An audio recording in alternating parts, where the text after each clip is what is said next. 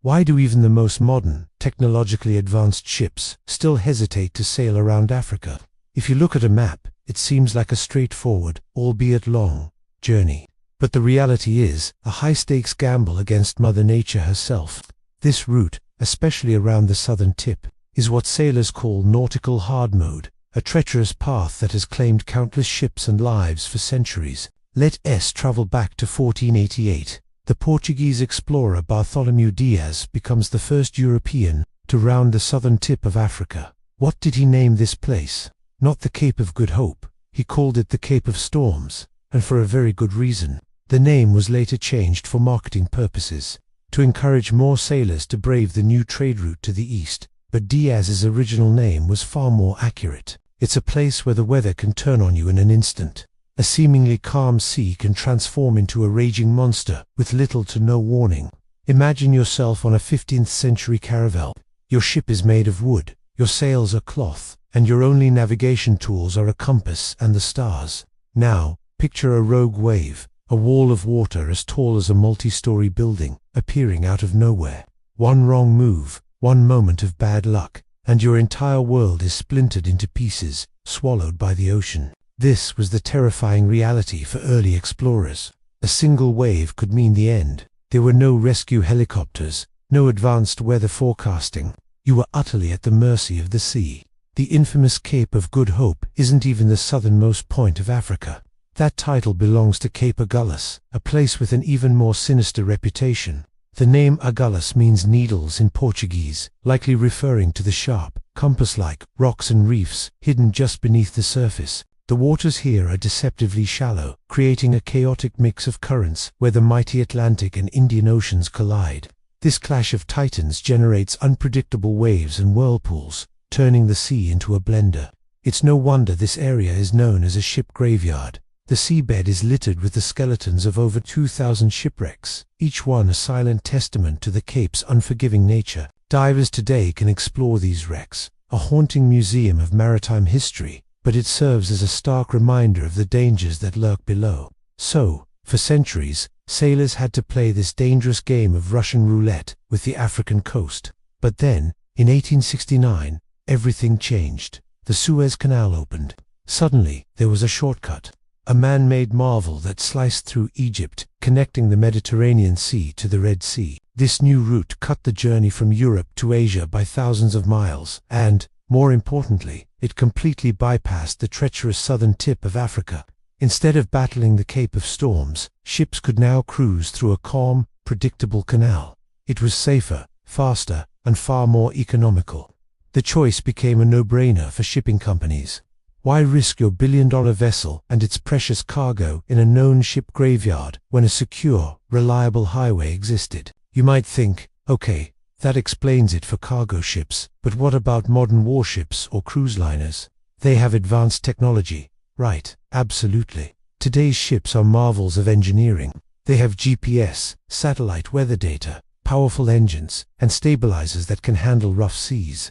But even with all this tech, the fundamental dangers of the southern African coast remain.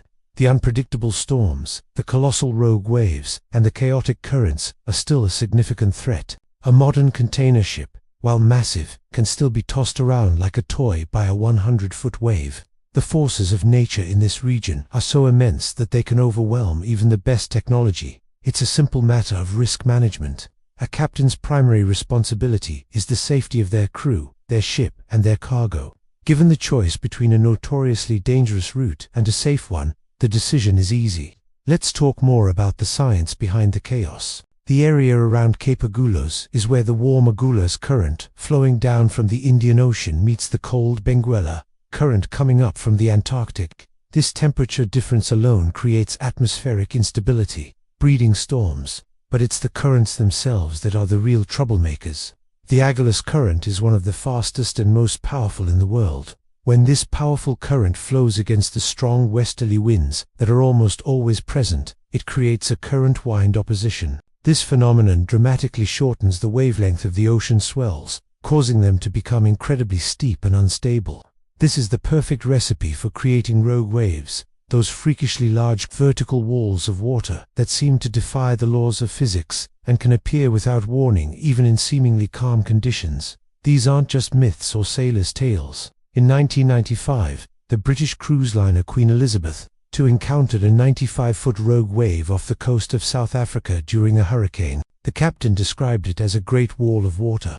It looked as if we were going into the white cliffs of Dover. The ship, a modern marvel of its time, survived, but it was a terrifying and stark reminder that no vessel is truly unsinkable when faced with the raw power of the ocean at its most violent.